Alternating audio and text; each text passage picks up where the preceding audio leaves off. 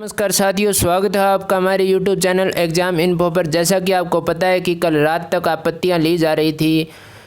कुल आपत्तियों की संख्या 6,60,847 के करीब पहुंच गई थी और उसमें लेवल 1 और लेवल 2 के करीब 1 लाख अभ्यर्थियों ने आपत्तियां लगाई थी। तो औसतन आपत्तियों की संख्या एक विद्यार्थी के द्वारा 6 या 6.5 क्वेश्चन पहुँच रही है। तो देख सकते हैं कि कितना बड़ा हेर फेर हो सकता है जब फाइनल आंसर की आएगी। देखते हैं, मैंने 8 क्वेश्चन पर आपत्ति लगाई थी। कौन कौन से क्वेश्चन है वो आप एक बार देख लीजिए। पहला क्वेश्चन था हमारा question number 21 master question paper का, जिसमें भारत गौरव रेल का मुख्य उद्देश्य पूछा गया था। मैंने इसमें ऑब्जेक्शन किया था कि ऑल ऑप्शन आर रॉन्ग। ये ऑप्शन मैंने क्यों किया था, क्योंकि जो बोर्ड ने माना था घरेलू पर्यटन, डोमेस्टिक टूरिज़्म, कहीं भी इसका ऑब्जेक्टिव मुझे नज़र नहीं आया। क्योंकि जो मुख्य मिनिस्ट्री ऑफ रेलवेज़ के द्वारा जो परिपत्र जारी किया गया था उसमें ऑब्जेक्टिव लिखा था कि भारतीय शाही संस्कृति और शाही विरासत को दिखाना इसका मुख्य उद्देश्य है। तो ये जो ऑप्शन है हमारा किसी भी ऑप्शन से मैच बिल्कुल नहीं कर रहा था। तो मैंने इसमें ऑल ऑप्शन आर रॉन्ग जो ऑब्जेक्शन किया था वो कोई भी विकल्प इसकी प्रतिपूर्ति नहीं करता है। अगला क्वेश्चन था हमारा, अगला question number 22 multiple option are right. जो मनियारी टिब्बा वाला था उसमें पेट्रोलियम और प्राकृतिक गैस दोनों के लिए मैंने ऑब्जेक्शन किया है, क्योंकि दोनों ही इसके बिल्कुल सही उत्तर माने जा सकते हैं। इसके लिए मैंने संदर्भ लिया था वर्धमान महावीर खुला विश्वविद्यालय की पुस्तक और हरिमोहन सक्सेना की राजस्थान का भूगोल पुस्तक और कक्षा 12 की एनसीईआरटी की भूगोल की पुस्तक। पेज नंबर भी मैंने मेंशन किया था 82 के अनुसार खनिज तेल की भी प्रचुर मात्रा पाई जाती है। तो जिसमें साफ साफ लिखा था कि 140 करोड़ बैरल तेल भी पाया गया है। तो कैसे मान सकते हैं कि सिर्फ गैस ही इसका उत्तर होगा। अगले क्वेश्चन की तरफ चलते हैं। अगला क्वेश्चन था हमारा क्वेश्चन नंबर 47। तो इसमें कंवर सेन द्वारा राजस्थान नहर की कल्पना, और इसमें लगभग कोचिंग संस्थानों ने यह लगाया था कि इसमें हिंदी और इंग्लिश में अंतर है। तो ये तो मैंने नहीं लगाया, लेकिन मैंने लगाया कि इसमें आंसर रॉन्ग है। मैंने इसमें 1958 कराने के लिए यह आपत्ति लगाई है, जिसमें मैंने कक्षा 12 की एनसीईआरटी की भूगोल पुस्तक अध्याय 9 भारत के संदर्भ में नियोजन और सतत पोषणीय विकास और राजस्थान की आधिकारिक पत्रिका सुजस का मई 2022 का संस्करण पेज नंबर 9। तो इसमें सुजस में साफ साफ लिखा है कि 1958 में जब राजस्थान नहर की शुरुआत की गई तब कंवर सेन राजस्थान नहर बोर्ड का गठन किया गया और कंवर सेन उसके अध्यक्ष बनाए गए। तो राजस्थान नहर की शुरुआत 1958 में ही की गई थी, कल्पना 1948 में की गई थी। तो हो सकता है कि बोर्ड ने जो इंग्लिश में कंसीव्ड लिखा है कल्पना, तो उसके आधार पर उसका उत्तर 1948 माना हो, लेकिन जो हिंदी में लिखा है उसके अनुसार उसका उत्तर 1958 ही होगा। देखते हैं कि बोर्ड इसमें बदलाव करता है, दोनों को सही मानता है या क्वेश्चन को ही डिलीट करता है। अगला क्वेश्चन था हमारा क्वेश्चन नंबर 60 सीबीओ और बीओ, जिसमें समग्र शिक्षा अभियान के अंतर्गत खंड स्तर का सर्वोच्च पदाधिकारी बोर्ड ने माना था सीबीओ होता है, मैंने लिखा बीओ होता है। संलग्न प्रति REET mains level 2 science math question number 45, answer option C बीओ कंडक्टेड बाय आरएसएम एसएसपी। तो बोर्ड ने ही लेवल 2 के साइंस मैथ के पेपर में यह क्वेश्चन दिया था, जिसमें अगर राजस्थान सरकार की माने तो बीओ पद को समाप्त कर दिया गया है। सीबीओ अब सभी जगह सीबीओ पद कर दिया गया है बीओ की जगह। तो अगर बीओ पद होता ही नहीं है तो बोर्ड ने साइंस मैथ के पेपर में बीओ कैसे दे दिया। यही जो मैंने इसके लिए रीज़न दिया था। और समग्र शिक्षा फ्रेमवर्क फॉर इम्प्लीमेंटेशन और स्कूल शिक्षा परिषद राजस्थान ब्लॉक संदर्भ केंद्र ग्रांट दिशा निर्देश 2022-23। तो इसमें समग्र शिक्षा जो फ्रेमवर्क है वो भारत सरकार के लिए है, जिसमें बीओ होता है उसमें सीबीओ होता है नहीं है। तो हम यह भी नहीं कह सकते कि यह समग्र शिक्षा का स्कूल मैनेजमेंट का जो हमारे कोर्स में ऐड किया हुआ है वो राजस्थान सरकार के संदर्भ में पूछा गया है या भारत सरकार के संदर्भ में। अगर भारत सरकार के संदर्भ में पूछा गया है तो इसका उत्तर बी होगा, और अगर राजस्थान सरकार के संदर्भ में पूछा गया है तो इसका उत्तर सी होगा। अगर सी उत्तर होता है तो बोर्ड ने लेवल 2 के साइंस मैथ में बी कैसे दिया, तो ये क्वेश्चन बिल्कुल डिलीट हो सकता है। देखते हैं इसमें बोर्ड अंतिम रूप से क्या मानता है। अगर बोर्ड अपना उत्तर सी ही रखता है तो हम हाई कोर्ट तक जाएंगे।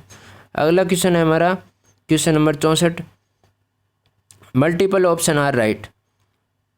इसमें जो पद्मश्री वाला क्वेश्चन था उसमें हिंदी और इंग्लिश में ज़रूर अंतर था, लेकिन मैंने इसमें मल्टीपल ऑप्शन आर राइट जो मैंने ऑब्जेक्शन चूज़ किया है, जिसमें पर्सन की भाषा के अनुसार राजस्थान के विकल्प में दिए गए सभी खेलों के खिलाड़ियों को पद्मश्री दिया जा चुका है, अतः पर्सन को डिलीट किया जाना चाहिए। राजस्थान स्टेट स्पोर्ट्स काउंसिल की आधिकारिक वेबसाइट, और मैंने इसकी जो संलग्न प्रति है वो भी अटैच कर दी है।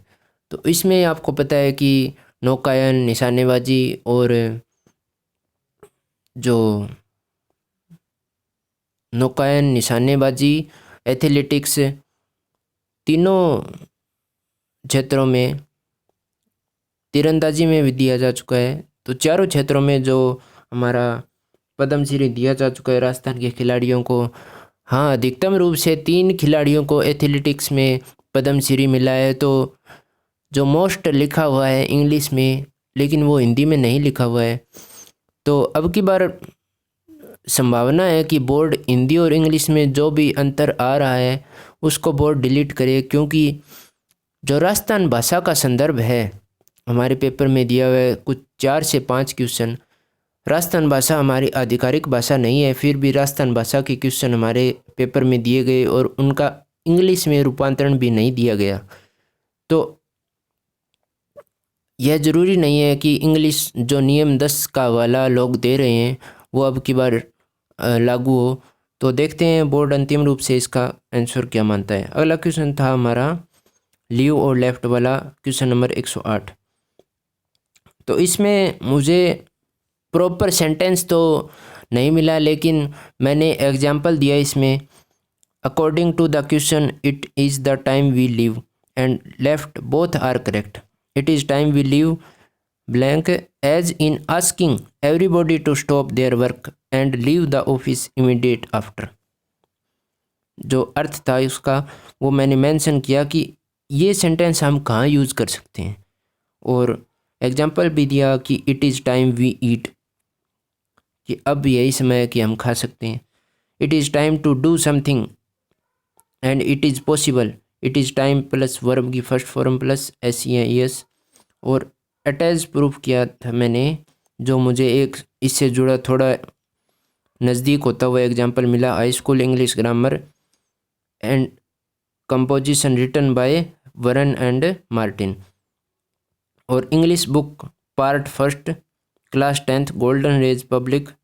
गोल्डन रेज जो नाम से बुक आती है क्लास 10 के लिए, पेज नंबर 55 जो मैंने इसमें मेंशन किया था, जो लगभग इससे थोड़ा मैच कर रहे थे एग्जाम्पल, वही मैंने इसमें मेंशन किए। देखते हैं बोर्ड अंतिम रूप से इसका आंसर क्या मानता है। अगला क्वेश्चन था हमारा क्वेश्चन नंबर 113, जिसमें answer is wrong, answer C जो बोर्ड ने माना था।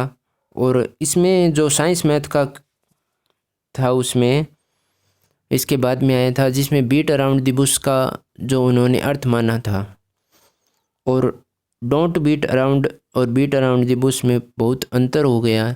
बोर्ड ने इतना भी ध्यान नहीं रखा कि इसमें